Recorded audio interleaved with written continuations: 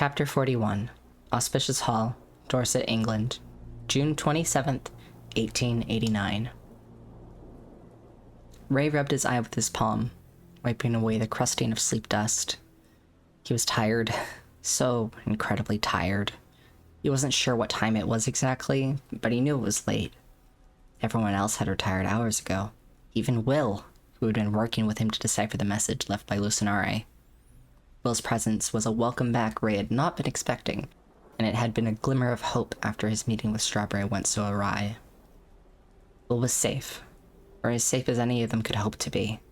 Despite how promising AudaptationNotHere's presence seemed, however, it brought them no closer to actually finding Athena. Closer to curing Sherbert or the others. They had a theory, perhaps. The thought that an intense emotional connection could help, inducing enough of a shock involving someone they cared about. It was a start, maybe. But it wasn't enough. It wasn't enough to base anything concrete upon. Sherbert and David had both harmed Ray in forcing him to open the portal, tortured him even, and yet despite their years of friendship, neither had seemed the least bit affected. Easton, too, had still attacked Jamie when the portal was open, so even the use of a familial bond was called into question. So here Ray was, once again, staring blankly at chemical compounds and watching as concoctions boiled and simmered in front of him, casting flashes of purple-tinted light around the room as the heating flames reflected in the noxious fluid. He had spent so much time trying to work on this antidote, and yet he was still no closer to understanding the mold's effects, and he was reversing it.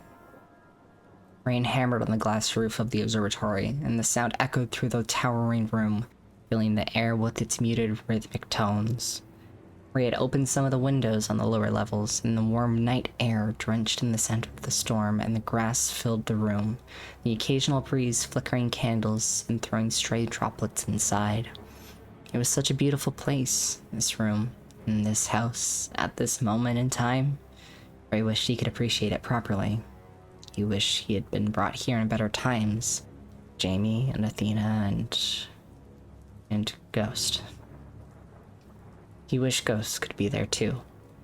His new friend, someone to discuss his interests with, to admire the stars with by his side. Ray's brows furrowed as he puzzled over this thought. His eye long glazed over, and the notes before him faded into the background. Why Ghost? He liked talking with Ghost, of course. Beyond his skittishness and his amnesia, Ghost was almost charming in a way. He had a way of speaking, rolling the words and stories from his tongue as he spoke, inducing them with a rhythm and poetry. Ray had spent his life surrounded by scholars of science. Even his own humanitarian study was strict and scientific. Perhaps only Haley had ever come close to the magic Ghost infused within his words. But even so, Ghost was different. Lyrical and engaged in every sentence, even when the material was simply Ray's rambled notes. How Ray loved hearing his own words spoken in that tone, as if his writing was important and captivating. He knew it was important, of course. But when Ghost read it back to him, it felt like it. It wasn't just his words, however. There was something else too that seemed to hold Ghost's presence in the forefront of Ray's mind. Perhaps it was how resilient he seemed to all that had happened. Ray knew that he wasn't, in truth. He had heard the screaming in the night. His Ghost was awoken again and again by the terrors of the end. He had been there when Ghost's mind slipped into hazy periods of terrified madness, and like a caged animal, the man would scramble and flail for a freedom he had already earned. Despite the truth, however, Ghost carried himself with a distant dignity. Ray felt he himself had lost somehow. Ghost soldiered through his own pain. He was strong not for himself, but for the people around him. The people he had only just met. Ray admired that in the man. He admired so much about him. There was a bubbling, spattering sound which dragged Ray from his thoughts as one of the beakers of purple liquid boiled over its rim and spewed out across the table, staining Ray's long-forgotten notes. The historian cursed and promptly used the ruined notes to mop up the liquid before casting them into the fireplace on the other side of the room. He wasn't sure if the mold could grow from the spilled liquid, but he wasn't about to take any chances. He removed the other beakers from the heat to avoid any further mishaps, and now he stared at the spore-filled liquid in the semi-darkness, trying to redirect his tired mind to the task at hand and away from his strange new companion. He bottled the concoction and sealed it as best he could. He was running out of glassware to house it all in at this rate. Manuel had only been able to gather so much equipment on his trips to London, and Ray wondered if there was a safe way to dispose of the liquid. He wondered if it was even safe to keep trying to distill it. That was what he was doing, after all, trying to separate the mold's components, find a way to reverse its effects. Yet, all he was doing was making more of the stuff, watching as its innate need to spread clouded over anything he boiled away. He knew how it worked in the first place. If he properly understood it, perhaps he would have a better chance. There was only one way he could do that, however. One way he could see how the mold corrupted someone. Ray held one of the vials in his slender fingers and turned it around in the light. He could see the particles in the water, the spores of Enderian's fungus, already beginning to gather and propagate. He wondered how long the effects of the liquid might last, if they did not permanently take hold. He truly didn't know. He knew they had only been temporary, the last time he had been forced to drink it. Were they temporary for the others, or was he some kind of exception? If Ray drank this potion now, would he recover? Would he even remember if he did? He barely remembered what it was like before under Enderian's control. Ray slowly pulled the stopper from the end of the vial and let the musty, sour smell assault his nostrils. If Enderian controlled him again, would she use him to harm the others in Auspicious Hall? Or would the bonds Ray had formed with them stop him? He didn't know. He didn't want to find out. But he needed to. They needed some kind of test. They were all still lost in the dark, despite Lucinare's light. Ray?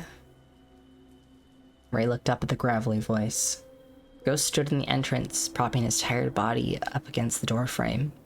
The man's red, tired eyes were wide, locked on Ray, and it was only then that the historian realized how close he was holding the vial to his lips. And there he was, drinking it. They pulled the bottle away and corked it. Ghost, he said, somewhat shakily. What are you? You should be asleep. Ghost started towards him, quickly recovering from his sleepy, swaying gait. His bedclothes were several sizes too big, clearly borrowed from Martin, and Ray found it somewhat endearing to see how much they swamped Ghost's lean frame. I couldn't. Ghost waved the issue aside. What were you about to do, Ray? Ray swallowed. I don't know, he said truthfully. Ghost reached out a hand, his cold, scarred fingers slipping between Ray's as he pried the vial from the other man's grip. Ray's heart leapt at Ghost's touch, at their fingers woven together, even for an instant, in a way he had never experienced. He felt something tighten around his chest, and it seemed to squeeze all of his blood into his face, along with forcing up a shuddering breath he didn't realize he had been holding. God, I don't know, I said again. That wasn't you, Ghost said softly. You wouldn't drink that. It has a certain sway. Except it was me. Ray cut him off. His voice was breathy and hesitant. I was thinking about a Ghost. I really was. Ghost looked at Ray in the eye, and there was a fear mingled with his concern. Why would you? Ray braced himself against the desk, looking away. He couldn't bring himself to look into Ghost's eyes after what he'd almost done. We need to know how it works. I didn't really think I would drink it, how can I make a cure if I don't even know how it works in the first place? So you were going to, test it on yourself? Alone? I don't know. Raymond, that's stupid, I know. I was going to say dangerous, Ghost nodded. But yes. What would happen to Jamie if it had gone wrong? Ray chewed his lip. They would have you, he said quietly. You would do a better job at looking after them than I have recently.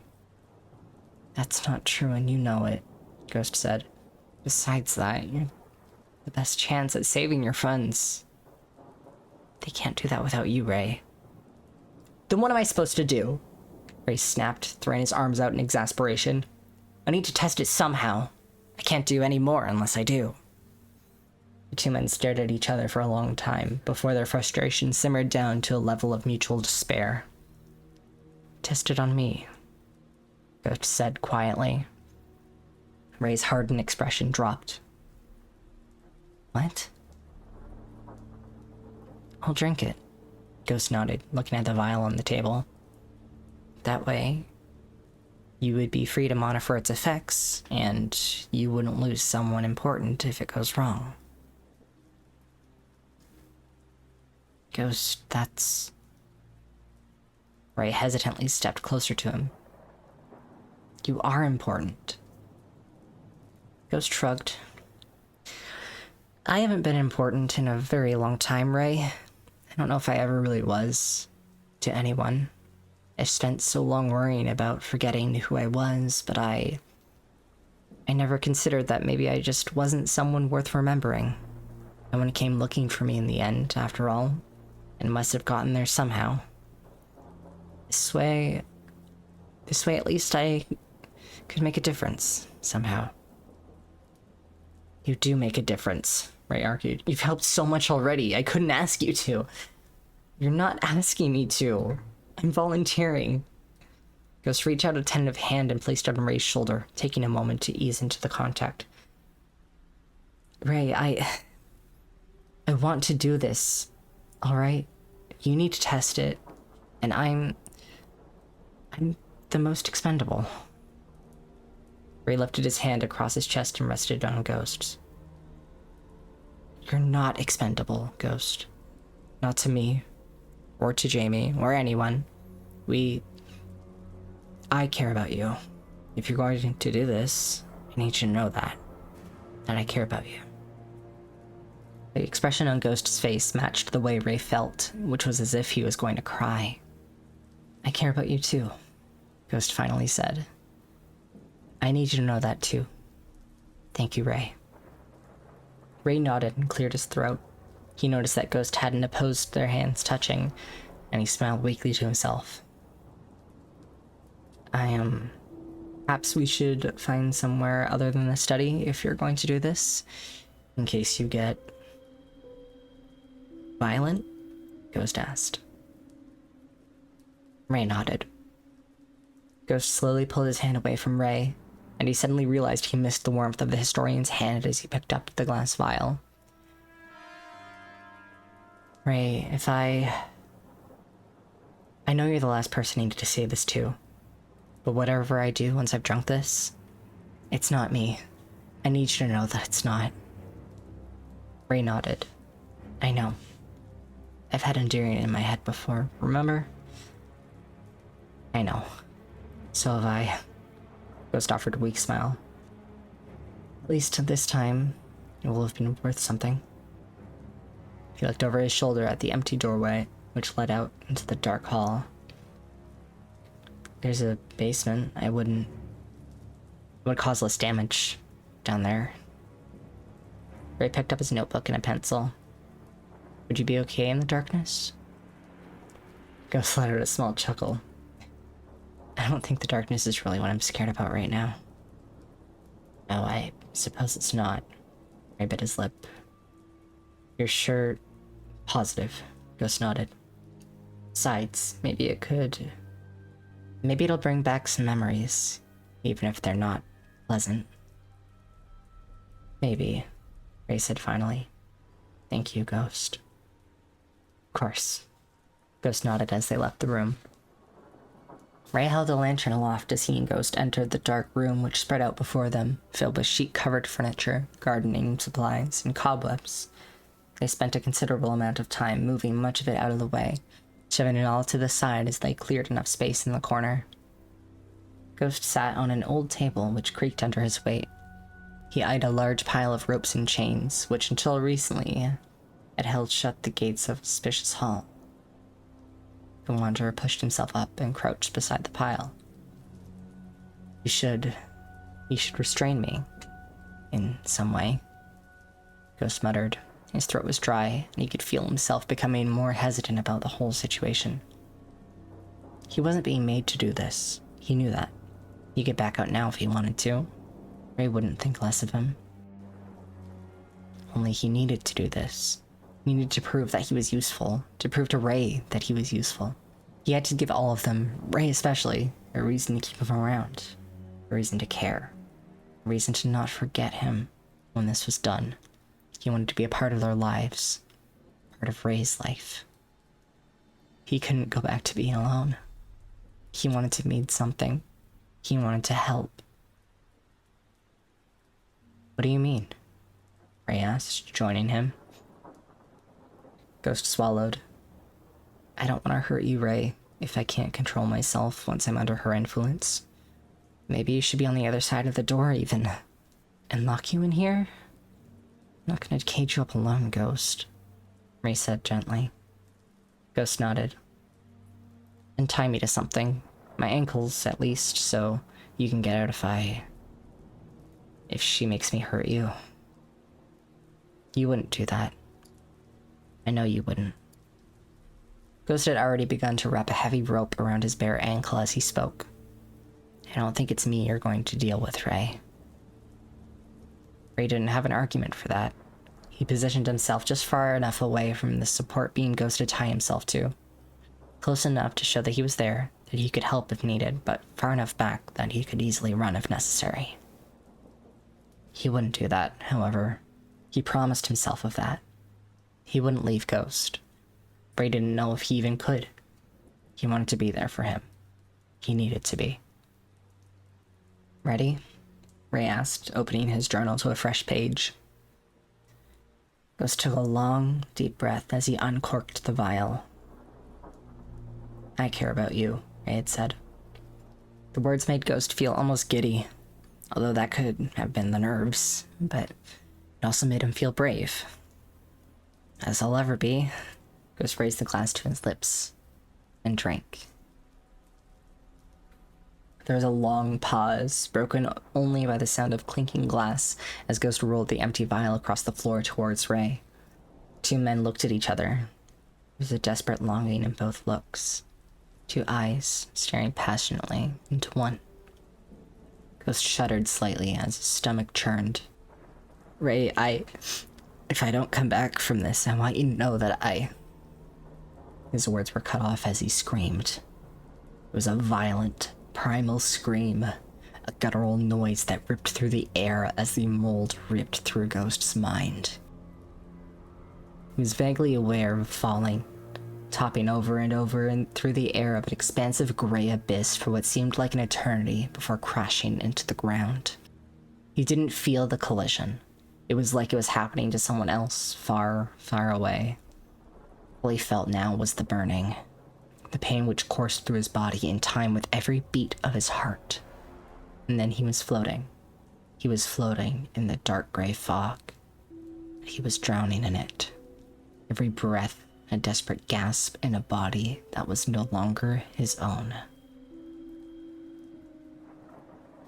Ghost? Ray asked. Ghost's eyes snapped open. He was on the ground, and Ray was kneeling over him. Everything was so clear in the darkness. So beautiful. Ghost focused on the mottled purple skin peeking out from beneath Ray's bandage. Ghost knew Ray was attractive before, but now Ghost, or whatever was in his mind, could see just how beautiful that scar was. That piece of Endirian, held in place in the mortal world like a fly trapped in amber, its beauty preserved perfectly on Ray's skin, a living capsule of Endirian's greatness. Ghost, can you hear me? Ghost jerked upright, kneeling back, and Ray scrambled away, startled by the snappy insectoid movements. I can hear you, Ghost chuckled, rocking back on his knees until he was practically bent over backwards, staring up at the ceiling and opening himself up to the damp air. I can hear everything. And it's beautiful, Ray. The screaming, oh, the sweet sounds I was ripped away from. Her siren song. Ghost's head snapped towards Ray, pulling his body up with it, and the researcher could see the purple sheen across the Wanderer's eyes, the rot in his teeth as he grinned wide in the darkness. You miss it, don't you? What? Ray asked, breathing heavily. You miss what it feels like to have her guiding you. The promises she made you, which you cast aside. Ghost crawled forwards on all fours, stalking towards Ray. No, I don't, Ghost. Ray scrambled back on all fours. But you abandoned her. Ghost threw himself forwards, and the rope around his ankle went taut, sending him crashing to the ground with a thud. Just like you're going to abandon me. Ray pulled himself to his feet. I'm not going to abandon you, Ghost. I promise. I'm right here. Promise? Ghost cackled, struggling against the rope. Fuck your promises. Did you promise that to Athena too? Did you promise to keep them safe? You're not the first friend who promised that, but you're right. You won't abandon me.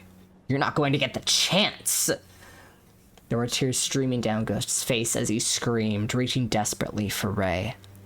If it occurred to the man to untie his ankle, he didn't make any move to do so. Ray wondered. Ray hoped that it was the real Ghost somewhere in there, distracting Endirian. This isn't you, Ray said shakily. This isn't you, Ghost. You don't mean that.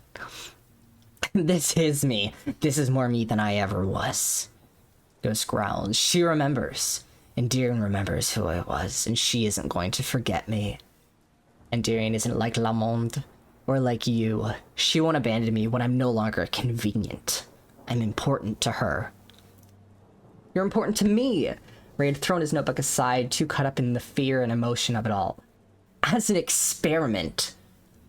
This was your idea, Ray begged, dropping to his knees just beyond Ghost's grasp. Ghost, please. Please remember, this was your idea. Please, I'm not going to abandon you. I promise. My idea. Ghost shook his head. No, you're lying. Endirian wouldn't lie to me. All she does is lie, Ray yelled. All she did to you was lie, Ghost. She tortured you. She hurts everyone, Ghost. Please fight this. I'm sorry I let you do this. I'm so sorry. Please just come back. You're important to me. Please, I need you to fight this. I can't lose you, Ghost.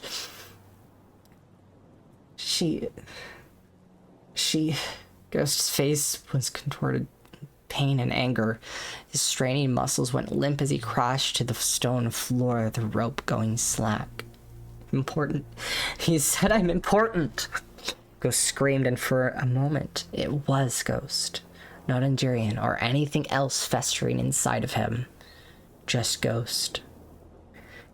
You'll abandon me. You're gonna forget me, and I'll be alone, and I'm not going to forget you, Ghost. Ray inched forwards as Ghost pulled himself onto his knees, and he placed a hand on his trembling shoulder. God, I couldn't if I tried. Ghost whimpered, his entire body shuddering. He screamed again, doubling over. You're lying! He yelled, and Ray wasn't sure who he was yelling at. She's right. She was always right. Lamond was going to remember me, and she didn't, and now you. You won't. Ghost was cut off again by another howl of pain. Before Ray could think of how to respond, the lantern they brought down with them suddenly went out. Ray! Ghost called into the darkness. Shit, Ray muttered. The only light in the room was the faintest dribble of moonlight seeping in through the open door. I can fix it, Ray said. He sprang to his feet as a hand shot through the darkness, and he felt Ghost's hand swipe at his shirt. I'll be back, I promise. Ray? Ghost asked, his voice thin and desperate. Ray was already sprinting upstairs. He needed another lantern or a candle, anything. In the darkness, he couldn't see what Ghost was doing. If he was untied, or if he was a threat, or if he was dying. But he couldn't leave him alone. Ray! Ghost bellowed. Please, Ray? No, you said I was important. Ghost sobbed. Please, don't do this. Ray! Ghost could feel his shadow breaths getting caught in his chest. He could feel the screaming in his mind growing fainter, the whispered words in its chorus still pounding away at his mind. She was right. He choked out finally. God, she was right. Ghost curled in on himself, desperately scratching at his ankle in the darkness, trying to untie the rope that bound him here. I have to get out. I'm not going to be trapped again. She wouldn't let me be trapped again. I'll kill him before he can leave. I have to get out. Ghost's body shook violently as he fell forwards, barely managing to catch himself before slamming face first into the ground. He threw up, feeling the thick, viscous liquid burn his throat. He heard it make contact with a stone, slopping and dense, as he could taste blood on his tongue alongside the decaying rot of the mold. The acid of his stomach stung, and endearing screams burned in his mind, and his body rejected the spores, as he heaved again onto the ground, retching until he had nothing more to give, as he was cleansed of the indigo mold. Ghost wiped his mouth on the back of his hand, clawing at his mouth until it was dry and cracking, entirely rid of whatever was inside him before he scrambled back into a corner. No, she can't leave. Ghost mumbled into the darkness, hunched over and swaying. She can't leave too. She has to come back. She has to come back. She can't leave. Ray left, and if she leaves, I'm alone. Don't leave me alone, please, please, don't leave me. Ghost? Ray called. Light flooded the darkness as Ray burst into the room, holding a lantern above his head. Oh God, it's Ghost! He raced across the room, dropping down in front of the pale man, a transparent shade in the darkness, every bit his namesake. Ray? Ghost whimpered. It's me. Ray put down the lantern as he reached forward, grasping Ghost by the shoulders. It's me, Ghost. I'm here, I promise. Ghost fell forwards into Ray, wrapping his arms around the man in the tightest hug his shivering body could manage. Ray hugged him back without hesitation. You're here. You're here. Ghost mumbled. You came back. Ray nodded, feeling tears run down his own cheeks and soak into Ghost's shirt. I'm here. I didn't leave you. She was right, Ghost whispered. She was in my head. I thought I was alone. You're not alone, I promised. You're never going to be alone again, if you don't want to be. I'm never going to forget you, Ghost. I promise. Ghost nodded into Ray's shoulder. Ray, what happened? What did I do? Nothing, Ray whispered. You didn't do anything. You're safe. You're okay. You're with me and we're safe. Safe, Ghost muttered, pulling Ray closer before adding softly, I'm sorry. Ray leaned into the embrace. It wasn't you. He shook his head, resting his head against the cushioning mass of Ghost's shaggy white and brown hair. It wasn't you. The two men stayed like that for a long time, kneeling in each other's arms in the basement of Auspicious Hall, illuminated by the dim light of the lantern. They held each other until the tears on their faces were dry and the taste of blood and bile had faded from Ghost's tongue. Unbeknownst to them, the sun had finally begun to rise over the Dorset countryside far above them. Ghost pulled his head from Ray and looked into his one blue eye. Ray looked back into Ghost's. They had the same look they had shared before the potion's effects took hold. That same new feeling which neither understood. Ghost leant forwards, and his forehead pressed against Ray's. Ray pressed closer, and their noses met. There was a sound upstairs. Footsteps, perhaps. Loud and heavy and rhythmic. Neither paid attention. It didn't matter now. All that mattered was the two of them, together in the darkness. Ray... Ghost breathed. He could feel the warmth of Ray's shaking breath on his lips, tickling his skin. Ghost. Ray's voice was barely audible as he leant closer to Ghost's touch, skin pressing against skin. His body ached with a longing that was entirely new to him. He wanted. He just wanted.